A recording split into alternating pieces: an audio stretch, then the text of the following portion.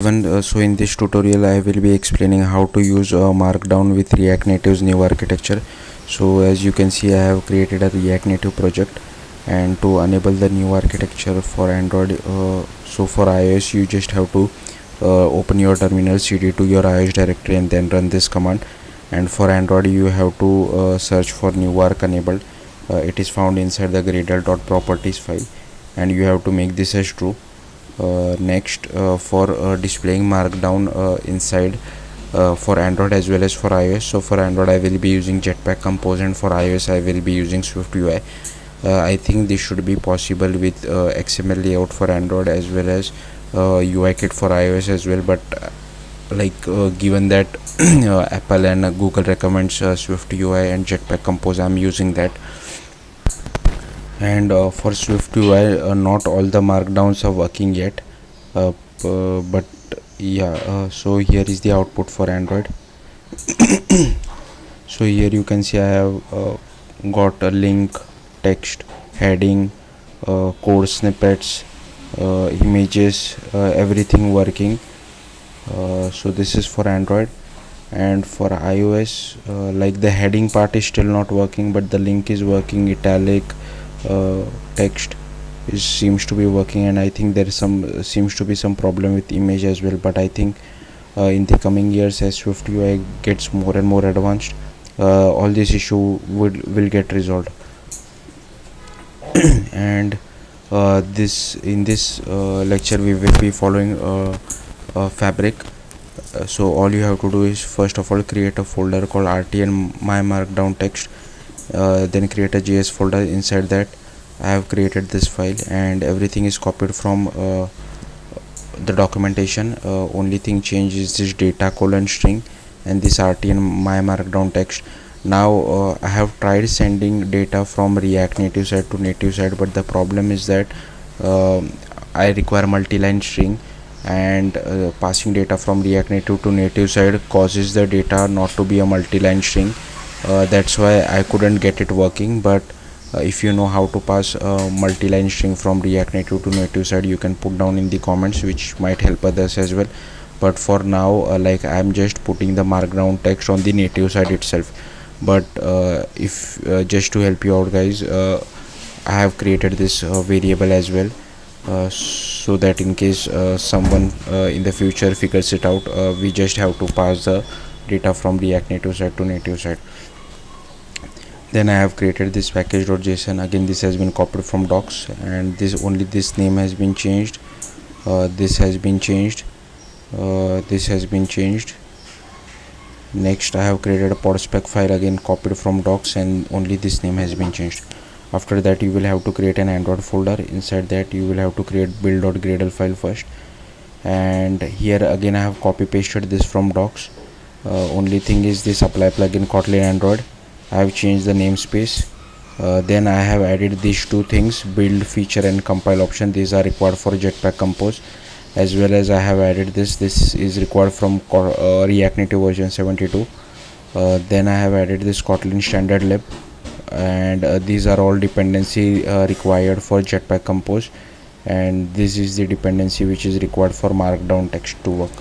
Markdown text is not directly available inside Jetpack Compose. I am using a third-party library which makes it easy to integrate markdown text with Jetpack Compose. Next, I have created src main java rtn my markdown text. Inside that, first of all, I will created my compose main text.kt, and here first of all you can see I have imported this markdown text as well as this runnable, and this is our package. And here you can see this is my markdown text, this actual text. So I have just copy pasted this from online. I have got it, but yeah, you can change it however you want your markdown text to be. Next, and the actual function is only this much, so we have to write markdown text and just send the markdown content to our markdown property.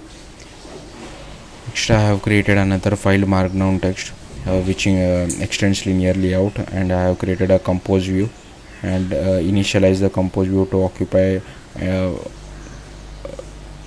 however much width and height is required, and setting the orientation, and then setting the compose text. Then this again, this is copied from documentation, only this name has been changed over here. Okay, everything else remains the same. This names has been changed and this name has been changed, and here you can actually set the value if you are passing it from React Native side. So currently it's not working for me, that's why I have kept it as it is. Next, I have created a package. Again, this has been copied from documentation, only this name has been changed and this name has been changed, this has been changed. Next, you have to open your terminal, go to the root of your React Native project and then run this command. Once you run this, you have to do ct dot dot, it will move you outside the root of your React Native project, and then you will have to run this command.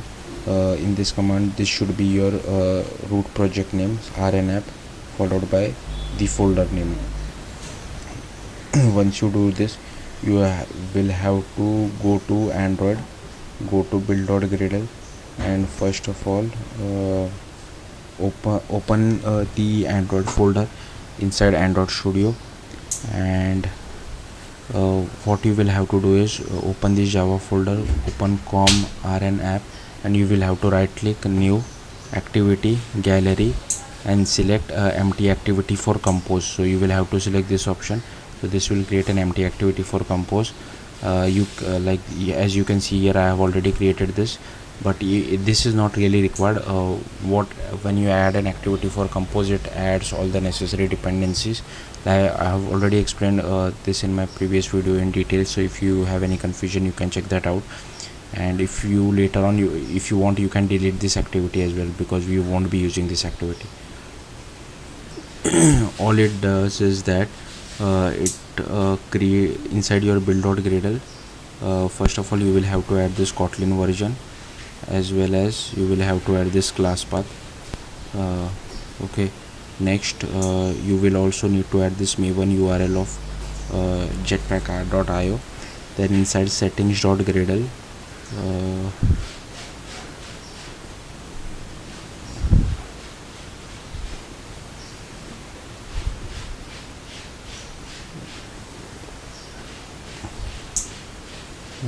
okay, so ignore that for now. You will have to go to the build.gradle, and here make sure you apply this Kotlin Android, as well as make sure you have added this, and the JVM target is level, as well as this compile options, and make sure this Kotlin compiler extension version is 1.4.0, and here you will have to add Kotlin standard lib, and all these dependencies are added by Jetpack Compose itself.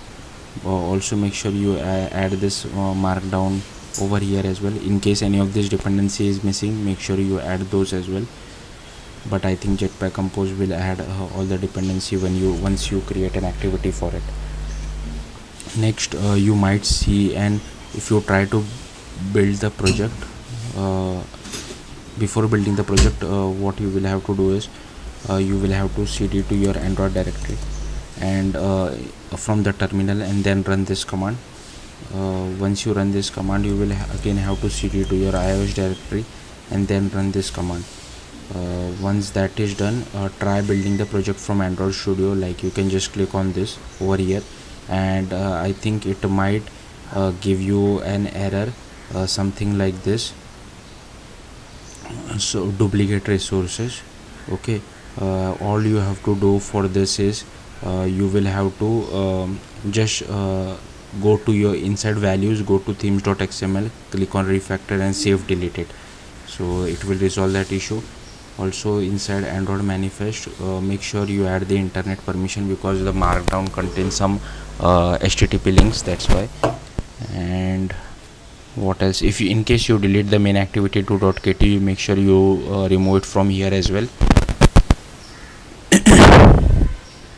I think that should be it for Jetpack Compose. Do check out my other video of Jetpack Compose as well, in which I have explained in more detail how to add Jetpack Compose to your React Native project. Now for iOS, first of all, you will have to add this header file. Again, this has been copied from docs, only the name has been changed. Next, you have to create an Objective-C file, and I have changed the extension to .mm. which is an Objective C++. Again, this has been copied from docs, entire file. Only this name has been changed, this has been changed over here, and here I have added also create this Swift file. And as soon as you create a Swift file, Xcode will ask, do you want to create a bridging header? Click yes, and this is my bridging header name, rnapp. Next, here change this name, this name, again everything else is copied, and here we are creating our Swift variables, Swift files variable. This has been copied from docs. Here we are initializing our view, setting some background color, and initializing our Swift file as well. And for now I'm just passing the data as hello, but here we will get the actual data from props. Also, we are not using the data from props because of the issue which I mentioned earlier, and we are adding it as a subject. And yeah, this all thing is copied from docs, only this name will be changed. Next, go to my markdown, all this stuff. We will create a UI view, and we will create some data, and if we get that data, we will initialize our Swift file as well. Okay, make sure you don't pass this data as empty, because I have written this logic inside once we get the data. Okay, you just pass something. If you want, you can refactor this logic to over here as well, but yeah. So this is like boilerplate code for making Swift UI view, embedding Swift UI view inside your UI kit view. Next, you have to create this Objective C++ file again. This has been copied from docs, only this name has been changed, and this is our Swift UI file. And here I am actually passing the so first of all, this data is useless, like I'm not actually using it, but this is a scroll view, a vstack and text, and here is the actual markdown content which I am passing. So some of it works, some of it doesn't, but yeah, I think in the future Swift UI might, as Swift UI gets better, it will support more and more markdown. So, and now to use it, like just import it like this and just use it like this. So I think that should be it. Thank you for watching. Bye.